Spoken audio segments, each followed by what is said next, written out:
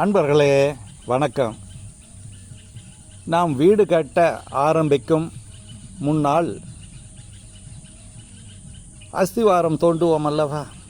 அந்த அஸ்திவாரத்தை எப்படி அமைப்பது, எங்கிருந்து தொடங்குவது என்பதை பற்றி இப்போது பார்ப்போம். அன்பர்களே, நாம் வீடு கட்ட இடத்தை தேர்ந்தெடுத்த பின் ஈசான்ய மூலையிலே தொடங்கி அக்னி மூலை வரையிலே முதலிலே நாம் அஸ்திவாரம் தோண்ட வேண்டும். இரண்டாவதாக ஈசான்ய மூலையில் தொடங்கி வாயு மூலை வரையிலே இரண்டாவதாக நாம் தோண்ட வேண்டும். மூன்றாவதாக அக்னி மூலையிலே தொடங்கி கன்னி மூலை வரையிலே அஸ்திவாரம் அமைக்க வேண்டும். அடுத்ததாக வாயு மூலையில் தொடங்கி கன்னி மூலையிலே முடிக்க வேண்டும்.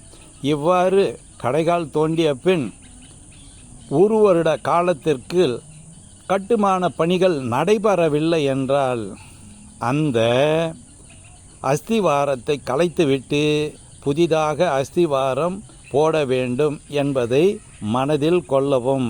நன்றி, வணக்கம், வாழ்க வளமுடன்.